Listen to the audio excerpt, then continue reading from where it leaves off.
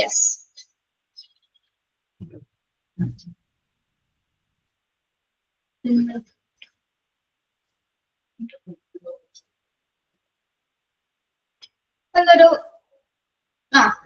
ഒരു odd one out question ആണ്.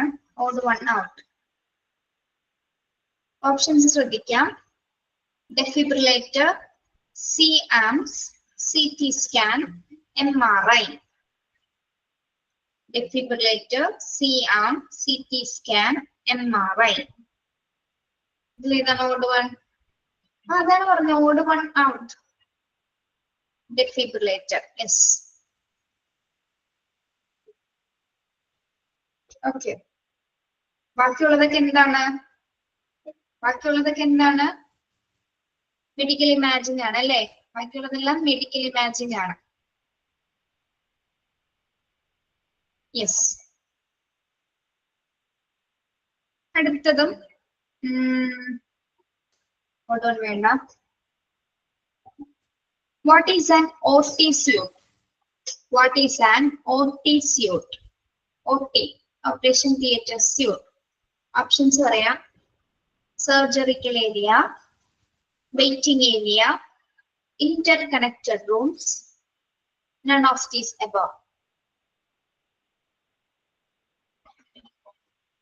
Surgical area ആണോ OT?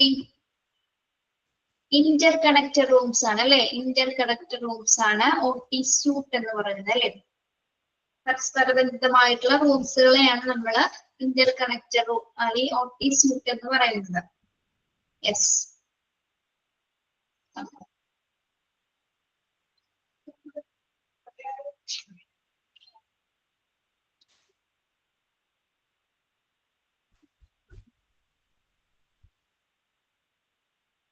MRD stands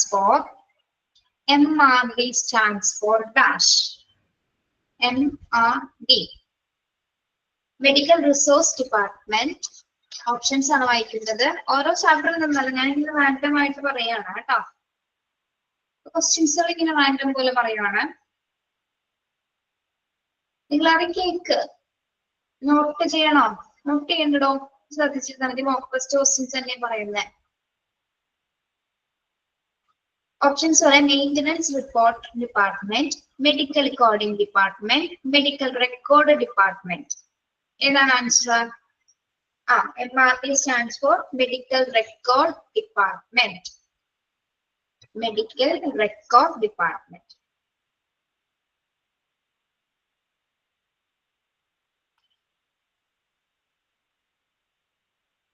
Then ഇതിന്റെ വെന്റിലേറ്റേഴ്സ് എന്ന ക്വസ്റ്റ്യൻസ് എടുക്കുന്നുണ്ടോ കേട്ടോ? വെന്റിലേറ്റേഴ്സ് ഷെറിഡാൻസ് എടുത്തതല്ലേ ventilator?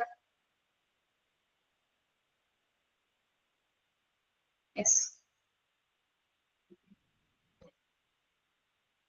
Hypercapnic respiratory failure is dash. Hypercapnic respiratory failure is dash. Options വായിക്കാം. Difficulty to breathe, too much CO2 in the blood, lung infection, loss of consciousness. എന്താണ് hypercapnic respiratory failure എന്ന് പറയുന്നത്? ആൻസർ എന്താണ്? Too much carbon dioxide in the blood കേട്ടോ. Too much CO2 in the blood ആണ് hypercapnic respiratory failure എന്ന് പറയുന്നത്. Too much CO2 in the blood. Okay.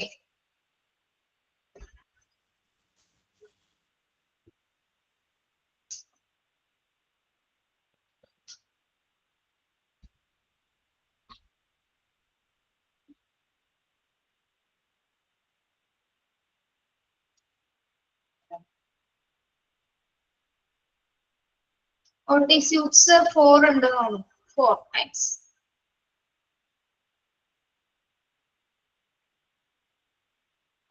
Next question. Which process that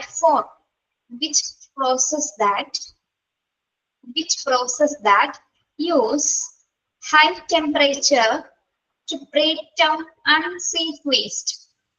Which process that use high temperature to break down unsafe waste. Options: unsafe waste high temperature ഉപയോഗിച്ച് break down ചെയ്യുന്നത് ഏത് technique ആണെന്നാണ് ചോദിക്കുന്നത് കേട്ടോ. green chemistry, bio waste management, plasma gasification, bioremediation. ഏതാണ്?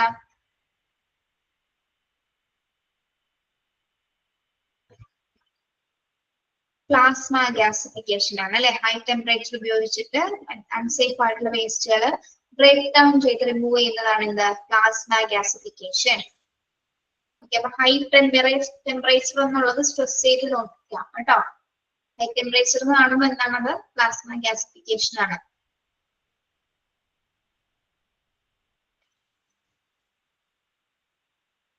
Then, who attended the patient on a mechanical ventilator? Who attended the patient on a mechanical ventilator? Options: physicians, respiratory therapist, anesthetist, and all of the above. എന്താണ് answer വരുന്നത്? all അല്ലെ, all of the above. ഇവരെല്ലാവരും അല്ലെ mechanical വെന്റിലേറ്ററില് ഫിസിഷ്യൻസും respiratory തെറാപ്പിസ്റ്റും ഉണ്ടായിരിക്കും, അനസ്തേഷ്യസ്റ്റും ആയിരിക്കും ഉണ്ടായിരിക്കുന്നത്. Okay,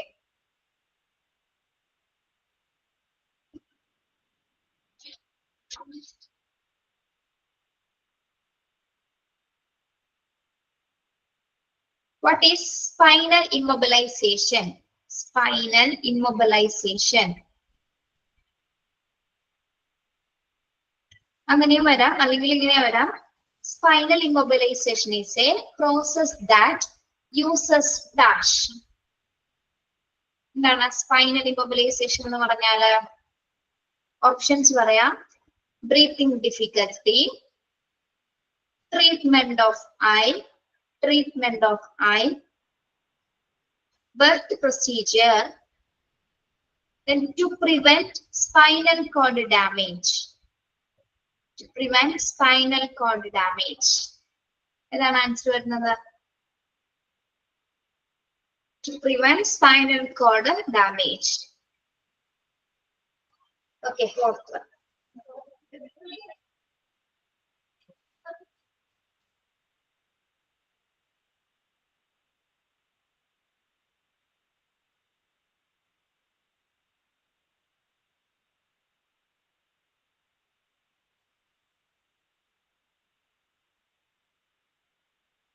അത് വളരെ എളുപ്പമുള്ള ക്വസ്റ്റ്യൻ ആണ്, നമുക്കറിയാലോ.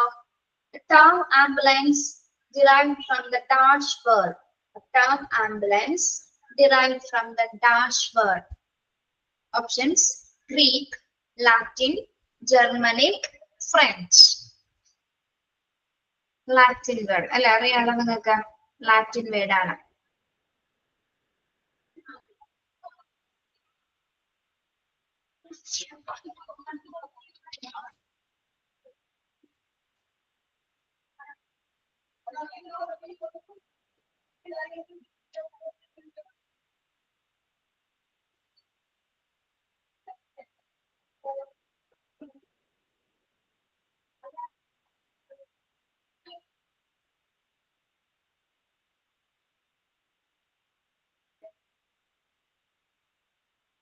What is the primary responsibility of a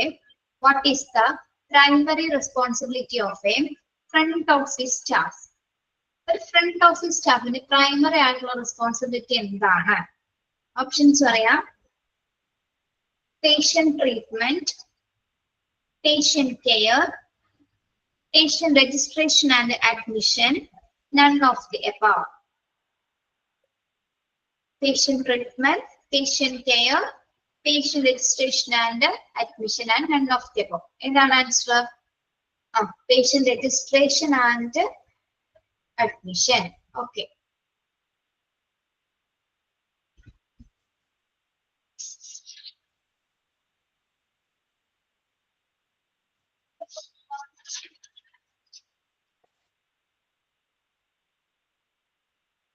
okay, അപ്പൊ ഏകദേശം ഇങ്ങനെയൊക്കെ തന്നെയായിരിക്കും ക്വസ്റ്റ്യൻസ് വരുന്നത്. അറിയാലോ, നമ്മുടെ മോക്ക് ടെസ്റ്റിൽ വന്ന പോലത്തേക്ക് തന്നെയായിരിക്കും ക്വസ്റ്റ്യൻസ് വരുന്നത്. Okay.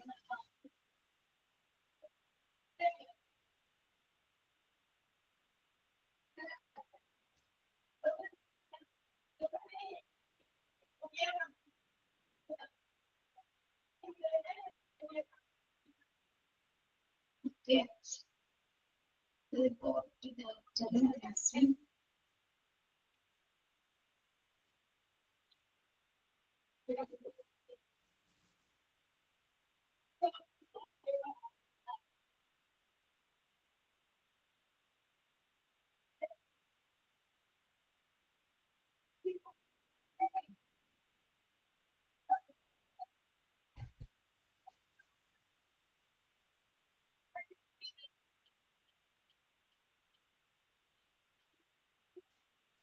ഒരു മിനിറ്റ് ഇപ്പൊ നിങ്ങളുടെ കയ്യിലുള്ള ഓപ്പറേഷൻ തിയേറ്ററിന്റെ ചാപ്റ്റർ ഒന്ന് എടുത്തേ.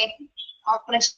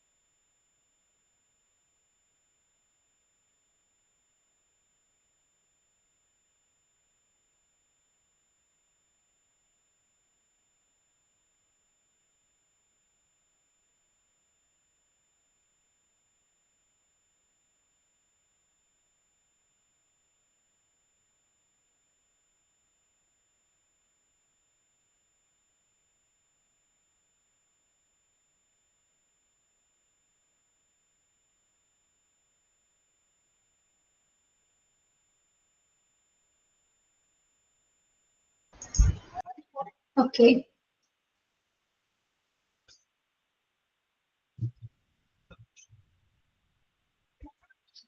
ചാപ്റ്റർ എടുക്കുന്നതാണ് കേട്ടോ.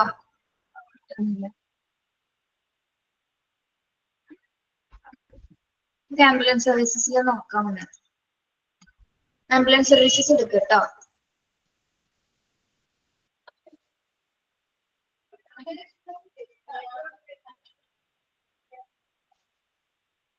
കാണാൻ പറ്റുന്നുണ്ടോ?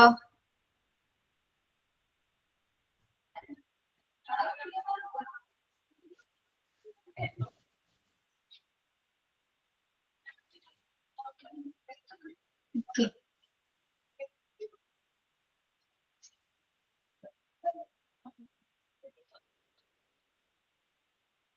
മൊഡ്യൂൾ 2-ലാണ് കേട്ടോ. ആംബുലൻസ് സർവീസസില് ഇൻട്രൊഡക്ഷൻ ഭാഗം നന്നായി പഠിക്കുക. ഇൻട്രൊഡക്ഷൻ ഭാഗം.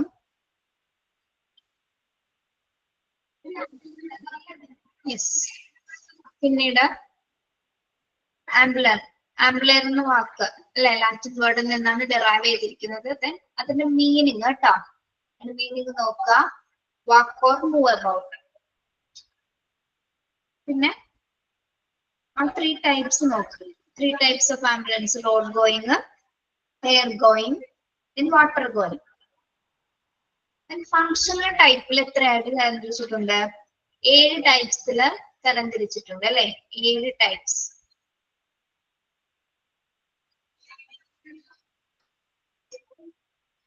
ഏതൊക്കെയാണ് 7 types?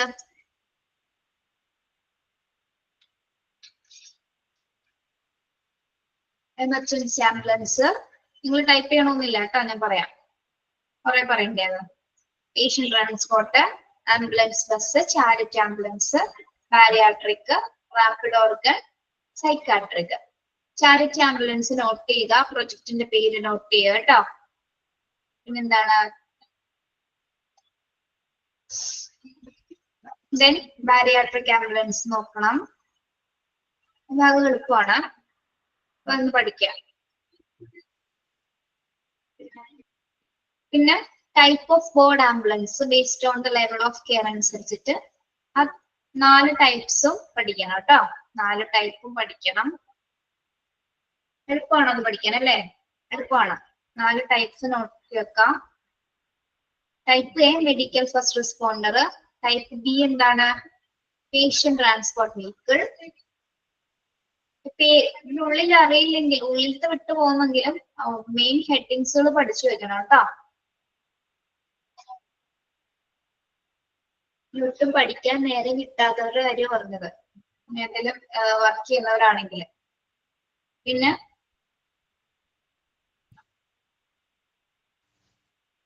Fourth type D advance life support important ആണ് എന്ന് നോക്കി വെക്കാം. ഏതൊക്കെ ലൈഫ് സപ്പോർട്ട് മെഷീൻസ് ആയിരിക്കും അതിലുണ്ടായിരിക്കുക, അതൊക്കെ ഒന്ന് നോട്ട് ചെയ്യണം. എന്തൊക്കെയായിരുന്നു? ഡെഫിബ്രിലേറ്റേഴ്സ് ഉണ്ടായിരുന്നു, ECG മെഷീൻസ്. ECG മെഷീൻസ് എന്തിനാണ് ഉപയോഗിക്കുന്നത് ഇതൊക്കെ നോക്കണം. എന്താണ്? Heart rate of A person, check heart rate of A person. Ventilators, oxygen cylinder, pulse oximeter, then resuscitation kit, suction machine, nebulizer and BP apparatus. ആ ഭാഗം ഒന്ന് നോക്കി പഠിക്കണം കേട്ടോ. എല്ലാ ഞാൻ എടുത്ത ചാപ്റ്റേഴ്സ് ഇങ്ങനെ പറയാം കേട്ടോ.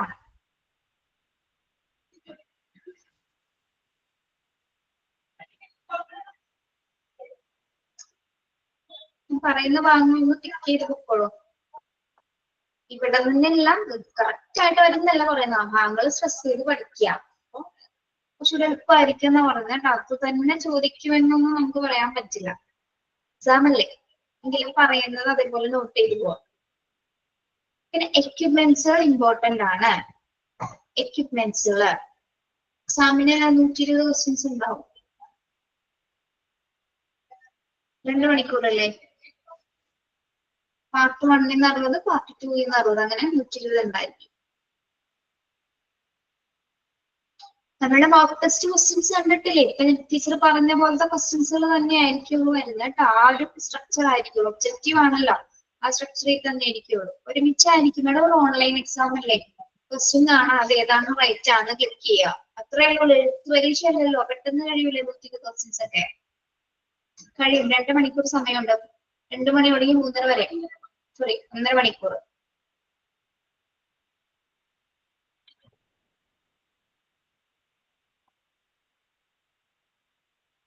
ഓക്കെ, അപ്പൊ എക്യുപ്മെന്റ്സുകൾ നോക്കണം. മൊബൈൽ ഡാറ്റ ടെർമിനൽസ്, ഇതുപോലെ എക്സ്പാൻഷൻസ് കാണുന്നതൊക്കെ നന്നായിട്ട് പഠിച്ചു വെക്കാം കേട്ടോ. MTTS ഇതൊക്കെ എക്സ്പാൻഷൻസ് നന്നായിട്ട് നോക്കി വെക്കാം.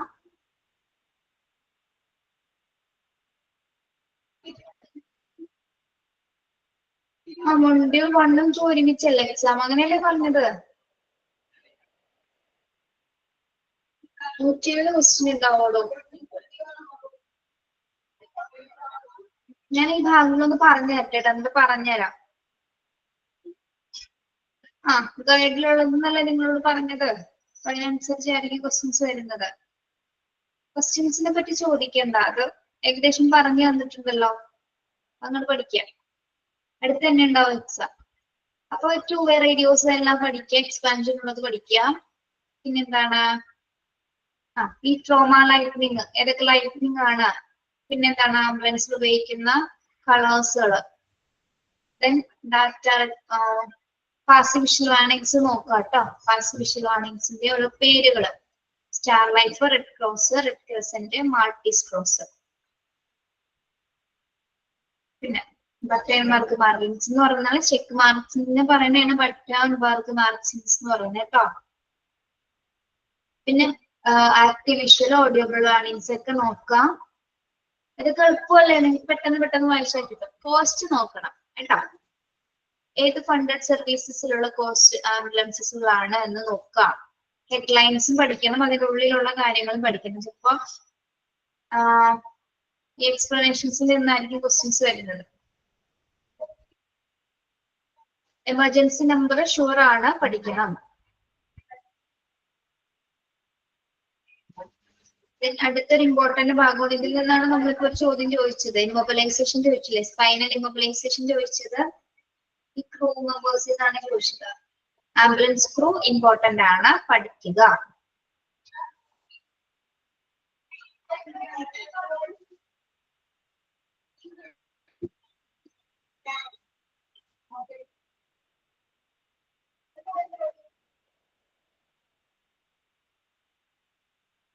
എമർജൻസി മെഡിക്കൽ ടെക്നീഷ്യൻ പഠിക്കണം.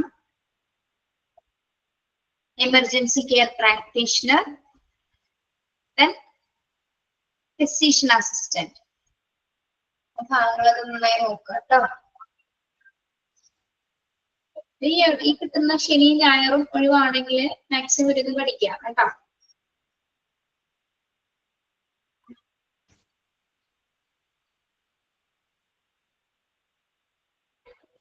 ഇരിക്കാൻ സമയം കിട്ടിയാൽ ഒരു ദിവസം കൊണ്ട് ഒരു 4 ചാപ്റ്റർ ഒക്കെ കവർ ചെയ്യാൻ പറ്റും. ചെറിയ ചെറിയ ചാപ്റ്റേഴ്സ് ഒക്കെ ആദ്യം എടുത്ത് തീർക്കുക. അല്ലെങ്കിൽ വലുത് വെച്ചുകൊണ്ടിരുന്നാൽ ചിലപ്പോ ഇങ്ങനെ വലുത് വെച്ചുകൊണ്ടേ ഇരിക്കേണ്ടി വരും, തീരൂല. എങ്ങനെ സമയമൊക്കെ കണ്ടെത്തി ഒന്നും ബൈഹാർട്ട് ആക്കണ്ട, നിങ്ങൾ മനസ്സിലാക്കി പഠിച്ചാൽ കിട്ടാവുന്ന എളുപ്പമാണ്. അപ്പൊ ഈ ചാപ്റ്ററിൽ നിന്ന് അങ്ങനെ അത്രേ ഉള്ളൂ. പിന്നെ നെക്സ്റ്റ്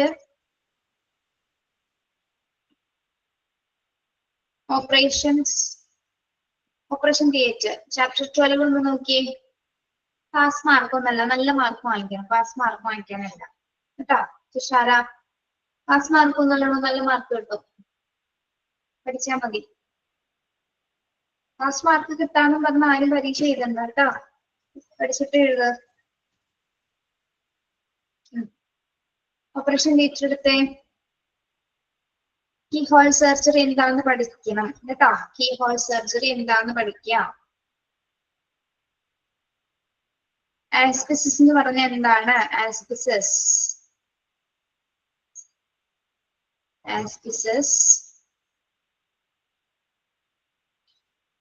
പിന്നെ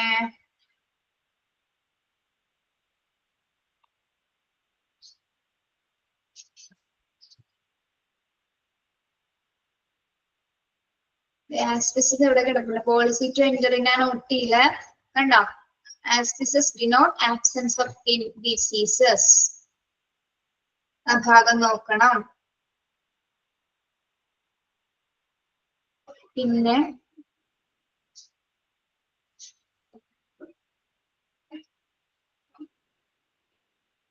ഓപ്പറേഷൻ സോൺസ് പഠിക്കാം കേട്ടോ. ഓപ്പറേഷൻ സോൺസുകള് 4 സോൺസ് അല്ലേ ഉള്ളത്. ഏതൊക്കെയാണ്? Protective zone, claim zone, sterile zone, sterile aseptic zone, disposal zone.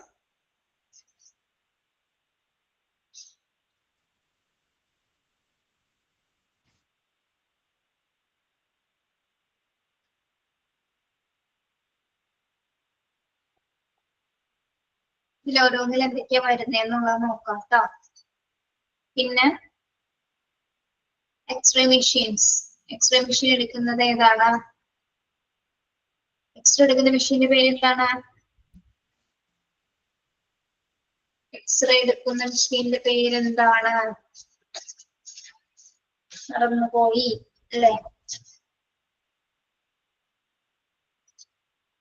Auto processor അല്ലെ? ഓട്ടോ പ്രൊസസർ നോക്കി വെക്കുക. TSSU നോക്കി വെക്കുക. Theatre sterile supply unit. Theatre sterile supply unit. പിന്നെ വരുന്നത് ടൈപ്സ് ഓഫ് OT നോക്കിയേക്കാം കേട്ടോ. ടൈപ്സ് ഓഫ് OTയില് 3 നോക്കാം. മോഡുലാർ OTയുടെ പ്രത്യേകത എന്തൊക്കെയാണ്? ഇന്റർഗ്രേറ്റഡ് OT അതിൽ എന്തൊക്കെ കാര്യങ്ങൾ വരുന്നു? ഹൈബ്രിഡ് OTയിൽ എന്തൊക്കെ വരുന്നു? ഇതൊന്ന് നോക്കാം. ടൈപ്സ് ഓഫ് ഓപ്പറേഷൻ തിയേറ്ററില് modular OT, integrated OT, hybrid OT നോക്കാം കേട്ടോ.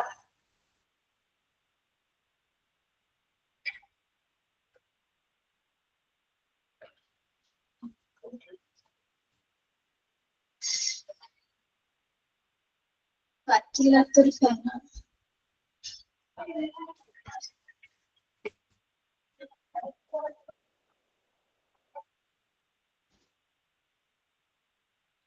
എമർജൻസി എക്യുപ്മെന്റ്സുകൾ associated with the duties. Emergency equipment കൈകാര്യം ചെയ്യുന്ന ആ പേഴ്സൺസിന്റെ ഡ്യൂട്ടീസ് എന്തൊക്കെയാണെന്ന് നോക്കാം.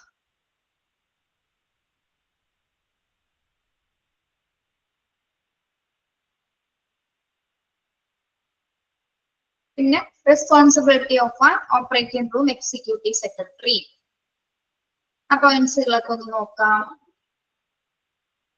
ഡോസിമീറ്റർ നോക്കാം.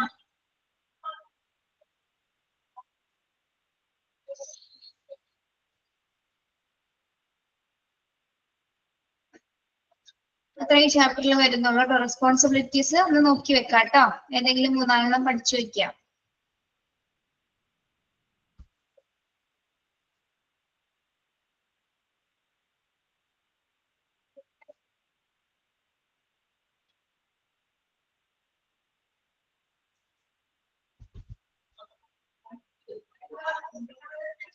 അടുത്തത് ലേബർ റൂം.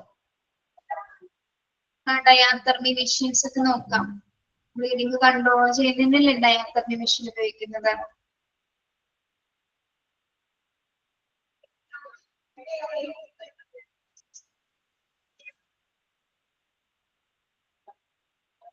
അടുത്തത് ലേബർ റൂം.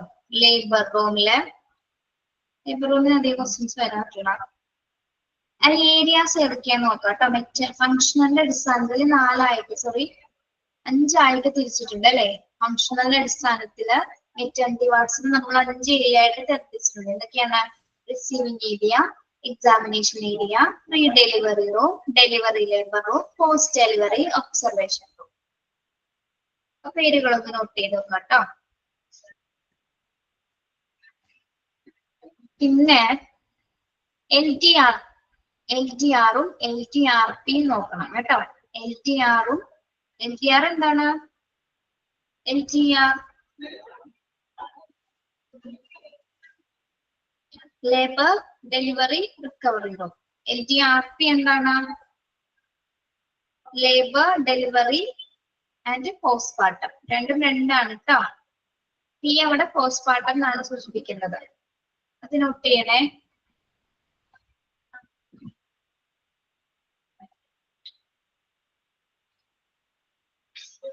ഏറ്റവും വേഴ്സറ്റൈൽ ആയിട്ടുള്ള റൂം ഏതാണ് ഹോസ്പിറ്റലിലെ? വേഴ്സറ്റൈൽ റൂംസ് ഏതാണ് ഹോസ്പിറ്റലിലെ? ലേബർ റൂം ആണ് കേട്ടോ. ഏറ്റവും വൈവിധ്യമാർന്നിട്ടുള്ള ഒരു റൂമാണെന്ത്? Labour room. ലേബർ റൂമിൽ അറിയപ്പെടുന്ന മറ്റൊരു പേരാണെന്ത്? Birthing unit. ലേബർ റൂമിൽ അറിയപ്പെടുന്ന മറ്റൊരു പേരാണ് ബർത്തിങ് യൂണിറ്റ്. പിന്നെ എന്താണ് നോക്കേണ്ടത്? ലൊക്കേഷൻ നോക്കണം അല്ലെ. ലേബർ റൂമിന്റെ ലൊക്കേഷൻ.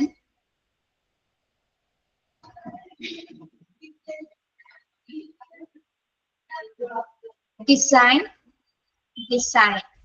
ഐഡിയൽ കോംപ്ലക്സിന് നമ്മൾ LTR കോംപ്ലക്സിന് 2-3 തിരിച്ചിട്ടുണ്ട് അല്ലെ.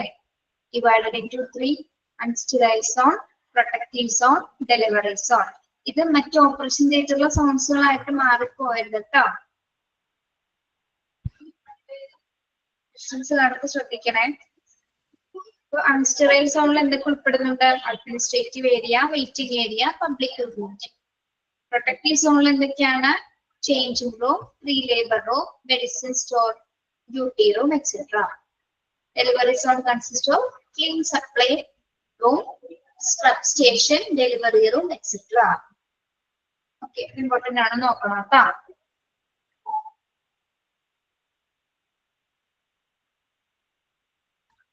ഫെസിലിറ്റീസ് ആൻഡ് റിക്വയർമെന്റ്സ് ഒന്ന് വായിച്ചു പോവുക. അത് എളുപ്പമാണ്.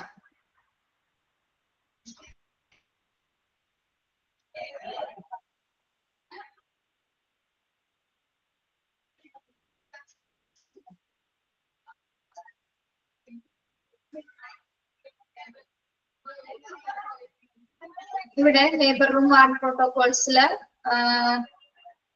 ഡെലിവറി റൂം ടേബിൾ എക്യുപ്മെന്റ്സ് വരിക. റേഡിയന്റ് വാർമർ, സ്റ്റെറിലൈസേഴ്സ്, പോർച്ചൽ ടോപ്പോ ഡയഗ്രാഫ്. അതൊന്ന് നോക്കാം കേട്ടോ.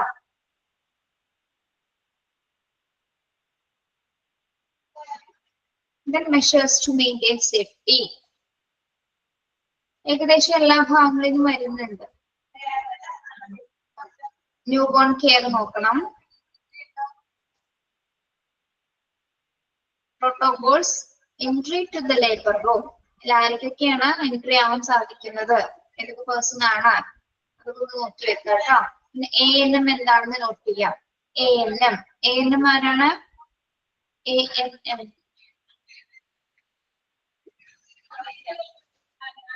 ANM ancillary nurse midwifery. Auxiliary nurse midwifery. Okay.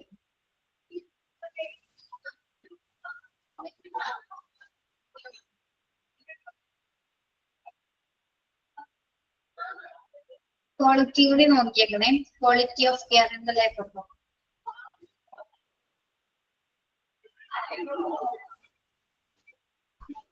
Okay, അത് കഴിഞ്ഞു.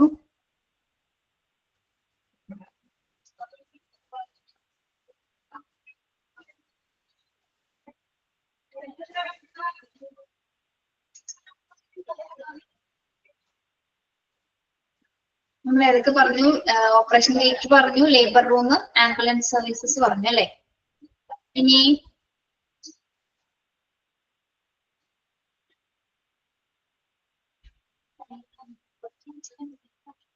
വെന്റിലേറ്റർ,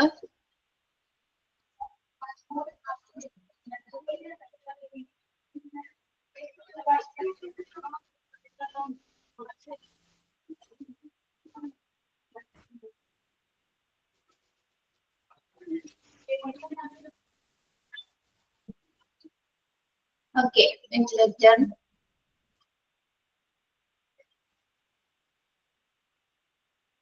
ഇതില് നമ്മൾ ഓരോ ക്വസ്റ്റ്യൻ പറഞ്ഞായിരുന്നു അല്ലേ. റേഡിയോളജി ഉണ്ട്. റേഡിയോളജി എല്ലാ ഭാഗവും നോക്കിക്കോളൂ. റേഡിയോളജിയുടെ മോക്ക് ടെസ്റ്റ് ക്വസ്റ്റ്യൻസ് നന്നായിട്ട് പഠിക്കാം കേട്ടോ. ഇതിൽ ഹൈപ്പർ കാപ്നിക് റെസിപ്പിറേറ്ററി ഫെയിലർ എന്താണെന്നാണ് നമ്മൾ നേരത്തെ ഡിസ്കസ് ചെയ്തത് അല്ലേ. അതില് അതുപോലെ ഏതെങ്കിലും ഓരോന്ന് ചിലപ്പോൾ ചോദിച്ചെന്നിരിക്കാം, തന്നെയായിരിക്കാം, ഇത് സെയിം തന്നെ ആവർത്തിക്കാം. പിന്നെ ഈ രണ്ട് പേരുകൾ നോട്ട് ചെയ്യണേ. Acute respiratory distress syndrome ARDS എന്താണ്? Then chronic obstructive pulmonary diseases COPD. Expansion ഒന്ന് നോട്ട് ചെയ്ത് കേട്ടോ. എക്സ്പാൻഷൻ ഒന്ന് നോട്ട് ചെയ്യാം.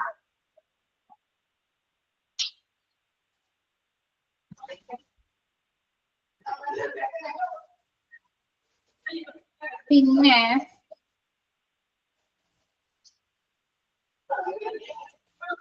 ഇത് ചെറിയ ചാപ്റ്റർ അല്ലേ ventilator. Who attend the patients a mechanical ventilator? നേരത്തെ ക്വസ്റ്റ്യൻ പറഞ്ഞാണ് അല്ലേ. Then what is oxygen toxicity? എന്താണ്? Too much oxygen in the lungs. Oxygen toxicity എന്താണ്? Too much oxygen in the lungs.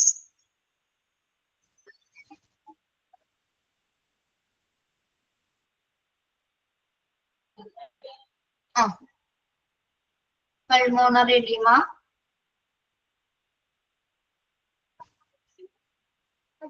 Okay. അതിന് മോക്ക് ടെസ്റ്റ് തന്നിട്ട് questions നോക്കാം കേട്ടോ. പിന്നെ ഏതാണ് നെക്സ്റ്റ് ചാപ്റ്റർ? സ്പില്ലേജ് വേസ്റ്റ് അല്ലേ. Spillage waste.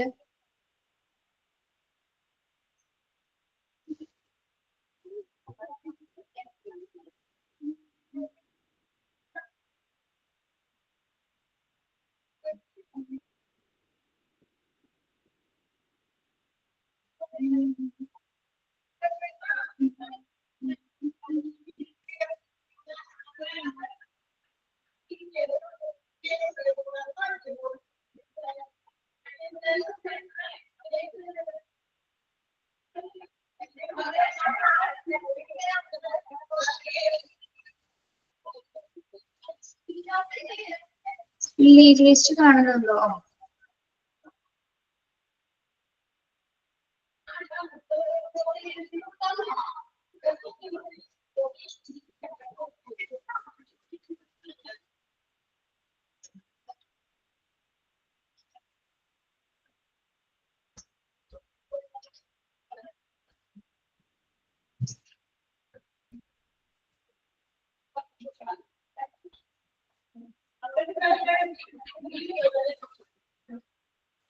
Okay.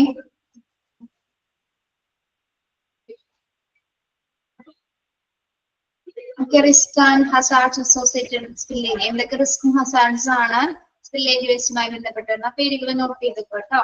Infection, chemical exposure, injury, radiation exposure, environmental pollution and legal and financial responsibility. Then ഏതൊക്കെ sources ആണ് leakage waste ഹോസ്പിറ്റലിലെ ലീക്കേജ് വേസ്റ്റിന്റെ കാരണമാകുന്ന പേരുകൾ നോട്ട് ചെയ്യാം. എന്തൊക്കെയാണ്?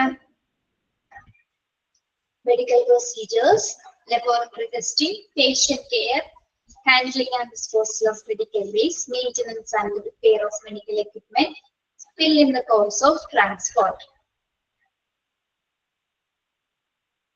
Then important എന്ന് പറയുന്നത് ടൈപ്സ് ആണ് കേട്ടോ. ടൈപ്സ് ഓഫ് സ്പില്ലേജ് വേസ്റ്റില് മിക്ക ടൈപ്സിന് ക്വസ്റ്റ്യൻസ് വരാറുണ്ട്. മോക്ക് ടെസ്റ്റ് തന്ന പോലെ തന്നെ ചിലപ്പോ ബ്ലഡ് ആൻഡ് ബോഡി ഫ്ലൂയിഡ്സിൽ നിന്നായിരിക്കാം, കെമിക്കൽസിൽ നിന്നായിരിക്കാം, ഷാർപ്പ് സബ്ജക്റ്റിൽ നിന്നായിരിക്കാം, റേഡിയോ ആക്റ്റീവ് മെറ്റീരിയൽസിൽ നിന്നായിരിക്കാം, അല്ലെങ്കിൽ ഓർഗാനിക് മെറ്റീരിയൽ ആണ്, അതർ ഡേഞ്ചറസ് മെറ്റീരിയൽസ്, ഏതെങ്കിലും നിന്നായിരിക്കും ക്വസ്റ്റ്യൻസ് വരുന്നത്.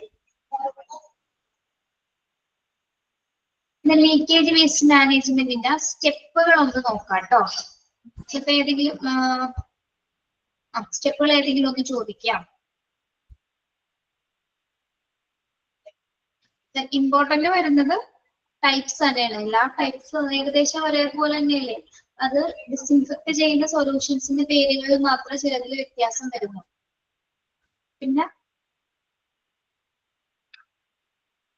ബാക്കി കറക്റ്റ് ആയിരിക്കും. ടൈപ്സ് ഓരോന്നെടുത്ത് പറയുന്നില്ല, ഓരോന്നറിയാലോ. മെർക്കുറി സ്പില്ലേജ് വേസ്റ്റ്, ഷാർപ്പ് ഒബ്ജക്ട്സുകൾ. ഷാർപ്പ് ഒബ്ജക്ട്സുകൾ എവിടെയാണ് ഡിസ്പോസ് ചെയ്യുന്നത്? പങ്ക്ചർ റെസിസ്റ്റന്റ് കണ്ടെയ്നേഴ്സ് കേട്ടോ. അത് ഇമ്പോർട്ടന്റ് ആണ്, നോട്ട് ചെയ്ത് വെക്കാം കേട്ടോ. ഷാർപ്പ് ആയിട്ടുള്ള ഒബ്ജക്ട്സുകൾ റിമൂവ് ചെയ്യുന്നത് എവിടെയാണ്? Puncture resistant കണ്ടെയ്നറിലാണ്.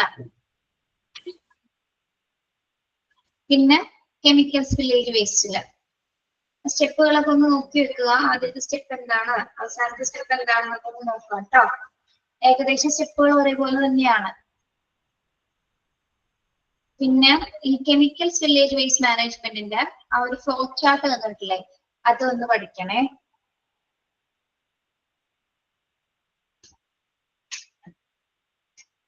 അത് മൈനർ ആവുന്ന സമയത്ത് എന്തൊക്കെ കാര്യങ്ങളാണ്, മേജർ ആവുന്ന സമയത്ത് എന്തൊക്കെയാണ്. സ്പില്ലേജ് വലുതാണെങ്കിൽ ചെറുതാണെങ്കിൽ എന്തെല്ലാം കാര്യങ്ങളാണ് നടക്കുന്നത് എന്നുള്ളത് നോട്ട് ചെയ്യണം.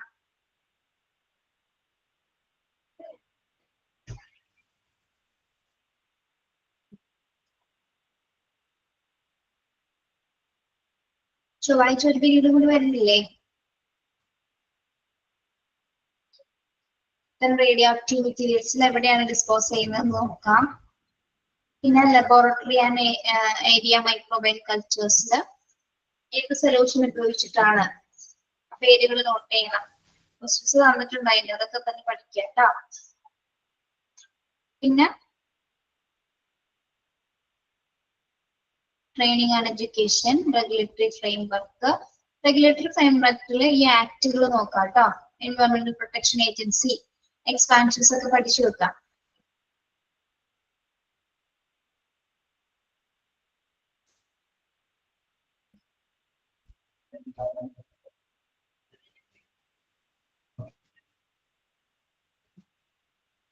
ഇമ്പോർട്ടന്റ് ആണ് emerging trends and technology in spillage waste management. 4 പഠിക്കണം, 4 ടെക്നിക്സുകളും പഠിക്കണം കേട്ടോ.